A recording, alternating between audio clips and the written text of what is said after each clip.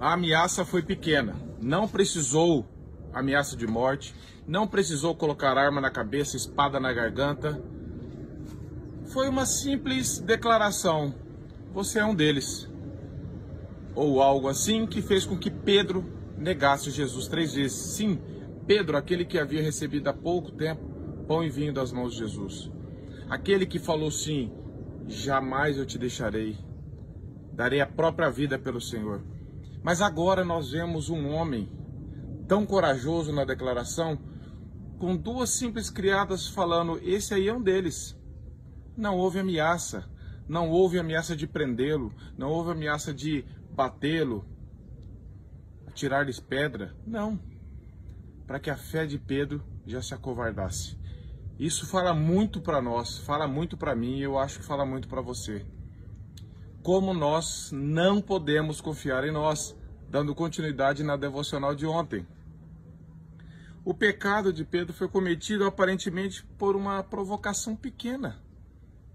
Muitas vezes você e eu podemos estar nos vangloriando de uma espiritualidade, de uma piedade, e aí alguém fala assim: ah, mas isso aí é aquele crente lá. Ah, você é crente? Você acredita na Bíblia? E nós corremos o risco de negociarmos, amenizarmos isso. Sim, eu sei que agora nós achamos que não. Pedro também achava que não, mas o nosso coração é enganoso. Nenhuma ameaça parece foi sido usada, nenhum tipo de violência contra Pedro. E Pedro nega diante de todos. Nega com juramento e pragueja.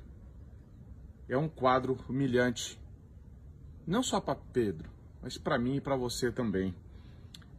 Nós devemos guardar na memória que esses homens que Deus usou são miseráveis pecadores, quanto mais nós, meus irmãos.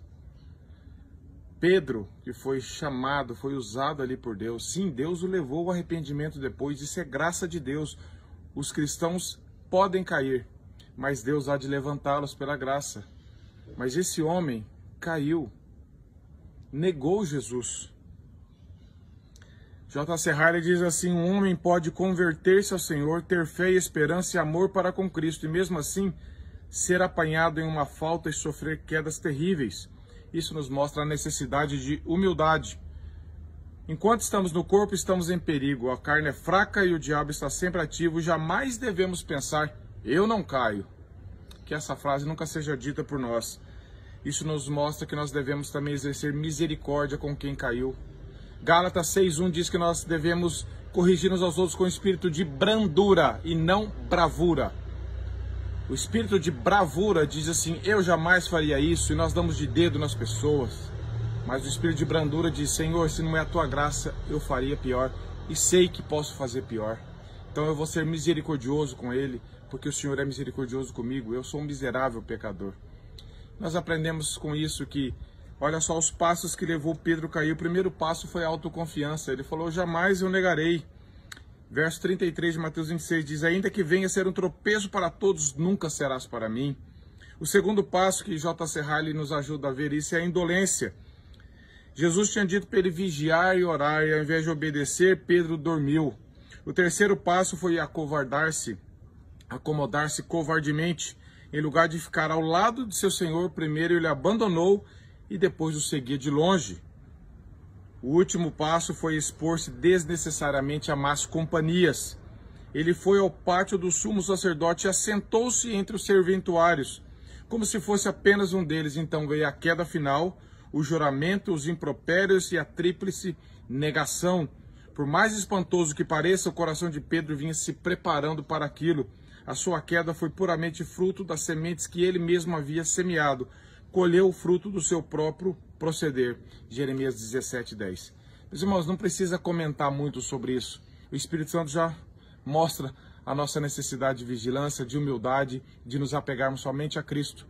E saber que não precisa de muita coisa para nós negociarmos e até negarmos Jesus. Que Deus nos livre disso, nos dê corações sinceros diante dele. Que Deus nos abençoe. Se essa mensagem te edificou de alguma forma, se Deus falou com você através do texto de Mateus, com o exemplo de Pedro, comenta aqui, deixe uma curtida e compartilhe, somente para nos ajudar a divulgar a mensagem do Evangelho. Deus te abençoe.